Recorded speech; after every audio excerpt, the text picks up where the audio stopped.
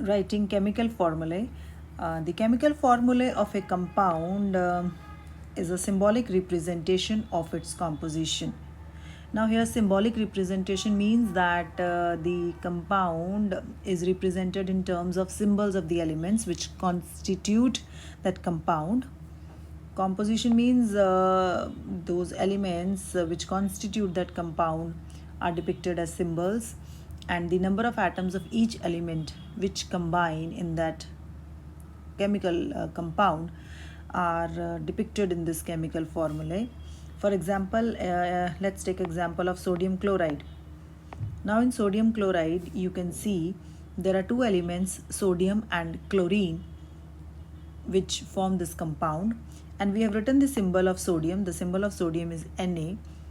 The symbol of chlorine is Cl, capital C, small l, and here it is representing that there is one atom of sodium which is combined with one atom of chlorine.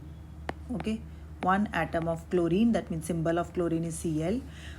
So the composition of the chemical compound is also depicted in this chemical formula. Let's take one more example. Say let's take water.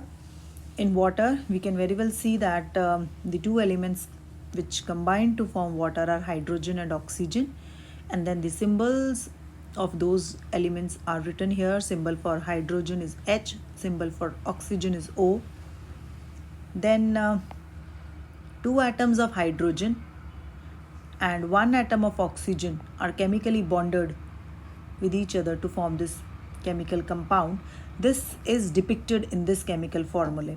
You see this number of atoms of hydrogen are also written here, and here oxygen is one atom of oxygen. There's no need to write one here because it simply signifies that this is one atom of oxygen. For writing the chemical formulae, you should know the symbols of the elements, important thing. And the most important thing is you should know the combining capacity of the elements. Combining capacity of elements. Okay, this is known as the valency of the elements. Okay, what is this valency basically?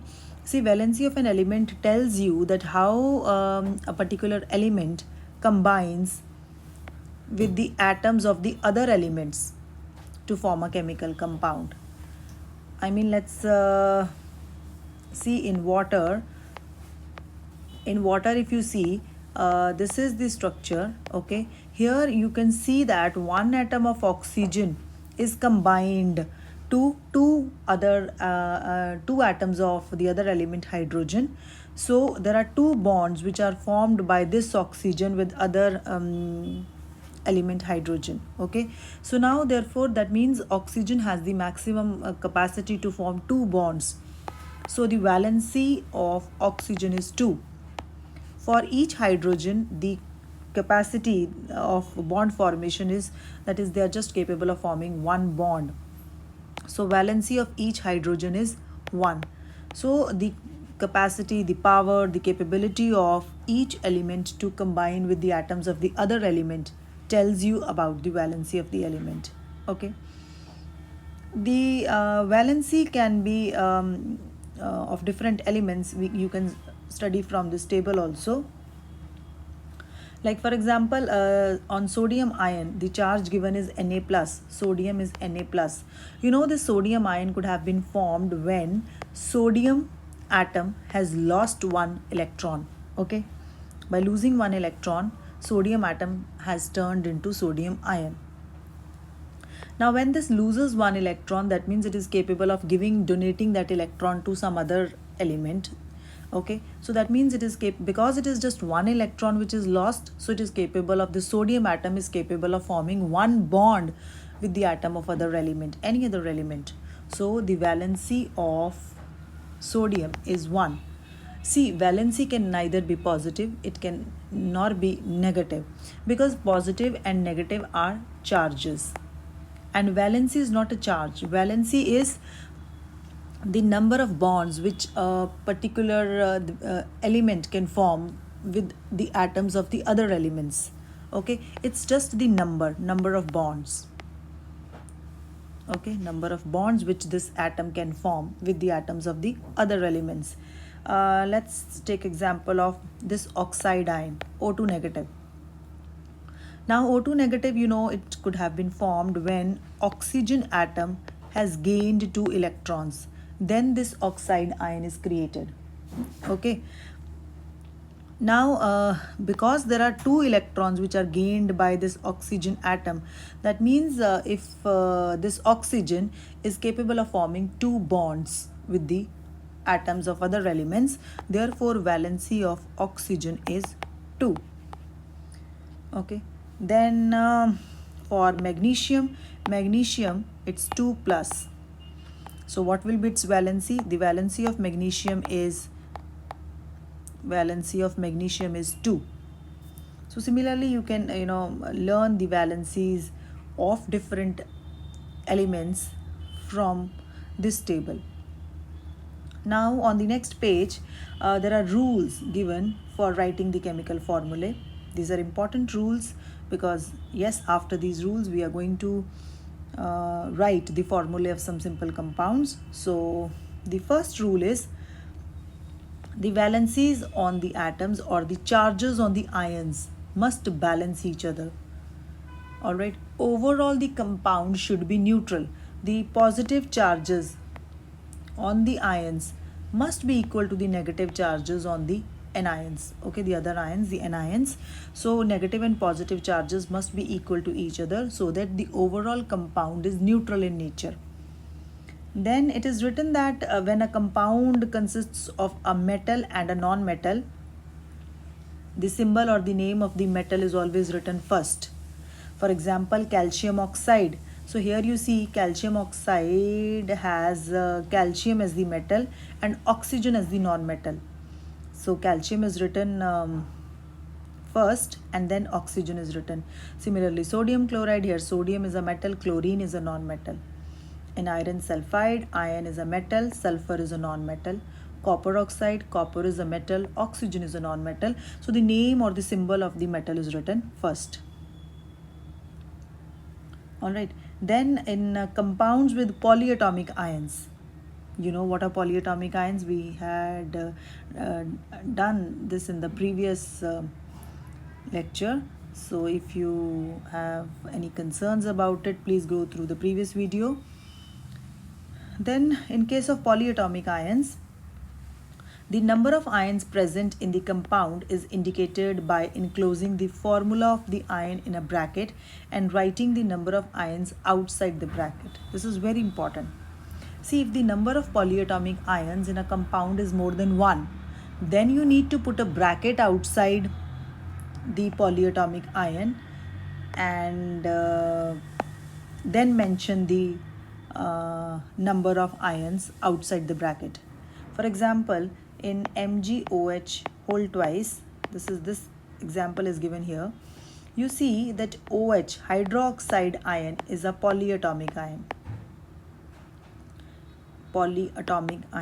And the number of hydroxide ions is more than 1. It is 2. So when the number is more than 1, so we have to put a bracket around the polyatomic ion and then we have to mention the number of those ions outside the bracket, that is 2. In case of NaOH also, you see here also we have sodium ions and hydroxide ions, and hydroxide ions are polyatomic ions. But here, because the number of hydroxide ion is just 1, so we don't need to put a bracket outside the hydroxide ion, and simply we can mention NaOH without using the bracket. Okay. Now let's write the formulae of some simple compounds. Okay. Here we will talk about only the binary compounds. Binary compounds are those compounds which are made up of 2 different elements. And then we need to know the valencies of the atoms and the charges on the ions in order to write, of course, the symbols of the elements also we need to know in order to write the chemical formulae. So let's start it with hydrogen chloride. So in case of hydrogen chloride, you know there are 2 elements, hydrogen and chlorine, involved in forming this. The symbol of hydrogen is H and the symbol of chlorine is Cl. Now valency, initially see, you need to learn the valencies of these elements, but later in chapter 4 we will teach you how to calculate the valency of each element. Okay, so valency of hydrogen is 1, chlorine is 1. So this is by crisscross method. We'll simply use the crisscross method to make the entire formula. So when this one goes here, this one goes here, so this simply forms HCl, because otherwise it is like H1Cl1. There is no need to mention this one, so we will write the formula as HCl. In case of hydrogen sulfide, we know the elements are hydrogen and sulfur. These two elements are constituting this compound. The symbol of hydrogen is H, sulfur is S. Valency of hydrogen is 1, sulfur is 2. And then see, this is how we have to do. First we have to write the symbols, and then we have to write their valencies, and then by crisscross method we need to find the formula. So 2 will go here and 1 will go here. So this will be simply like H2, H2S. Okay. So this has the 2 atoms of hydrogen and 1 atom of sulfur in case of hydrogen sulfide. In case of carbon tetrachloride, so carbon here the symbol is C, chlorine it is Cl. Here tetra means 4. That means 4 chlorine atoms will be there in this compound. Okay, symbol of carbon is C, chlorine is Cl, valency of carbon is 4 and chlorine is 1. So simply by criss and cross you get this as CCl4. Okay. Then for magnesium chloride is an ionic compound, so we can take the charges on the ions this way also. Okay, so magnesium symbol is Mg, chlorine Cl2. The charge on this ion formed by magnesium has this sign Mg2 plus, Mg2 plus, and chlorine has a charge, the chloride ion formed by chlorine is Cl minus 1. So these are the 2 ions which are constituting this magnesium chloride, Mg2 plus and chlorine is 1 negative. So simply by criss and cross you get MgCl2. We will not put like Mg minus 1 and Cl2 plus, no plus and negative here. Because I told you that in the chemical formula we are representing the number of atoms. So number can never be negative, or it can, we don't have to specify the charge with the number. So simply we will crisscross this number and it will be MgCl2. Okay. Then let's talk about aluminium oxide. So aluminium, the symbol of aluminium is Al. Aluminium is a metal. Oxygen, the symbol is O. And the ions formed by these 2 elements are aluminium forms Al3 positive ion and oxygen forms O2 negative. So these are the 2 ions which form this aluminium oxide. Let's crisscross their charges. Aluminium has charge of 3 plus, oxygen has a charge of 2 plus. Let's crisscross, and then what we'll get is Al2O3. Okay. Let's talk about calcium oxide. Calcium oxide has ions Ca2 plus, this is calcium ion, and oxygen forms oxide ion. Let me write it here. This is oxide ion. Okay, so Ca, the symbol of this is Ca, and oxygen, it is for oxide ion, it's O2 negative, charge on it is 2 negative. Now when we will crisscross it, before that we will divide both the terms with 2 so that we get the lowest whole number. So 1 plus, we will divide both the terms, both the sides by 2, and this is 1 negative, and we will crisscross it now, and then what we will get is Ca1O1. So as you know, there is no need to write 1. We will simply write CaO.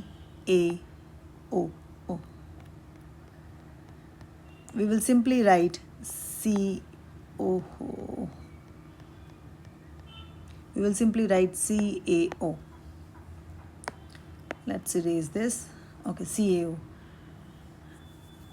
Then let's see the next page. This is page number 34. Yes. The formula of sodium nitrate. Sodium nitrate has sodium ions and nitrate ions, NO3 negative. These two ions. This is nitrate ion, and you know nitrate is a polyatomic ion. Okay. The symbol of sodium is Na. Nitrate ion is NO3 negative, 1 negative, Na1 plus. So crisscross, simply we will get NaNO3. For calcium hydroxide, the ion for calcium is Ca2 plus, and hydroxide ion is OH1 negative. These are the ions. So here we have to write the symbol of the ion, the charge on the ion here, and then we will crisscross. Now here you see a bracket is put outside the polyatomic ion, hydroxide ion, because its number is more than 1. So simply we will mention the number outside the bracket. Okay. I have already told you this subscript 2 indicates that there are 2 hydroxyl groups joined to one calcium atom. Okay. Then formula of sodium carbonate. Sodium carbonate, again if I tell you the symbols of the ions, Na plus, and carbonate ion is CO3 2 negative. Remind you, carbonate ion is a polyatomic ion. Okay, so when we will crisscross, we will see that there are 2 sodium atoms and 1 carbonate ion which is attached to those sodium ions. Then here it is, you see, brackets are not needed because there is just only 1 carbonate ion which is present. Ammonium sulfate, ammonium ion is a polyatomic ion, NH4 plus, sulfate ion is SO4 2 negative. So these two ions, using the crisscross method, will form NH4 whole twice SO4. Now you see, in ammonium, as I told you, both are polyatomic, but in case of ammonium only we have put a bracket, not in case of sulfate, because the number of ammonium ions is 2. It's more than 1, so we have to put a bracket, and in sulfate the number is just 1, so we don't need to put a bracket here.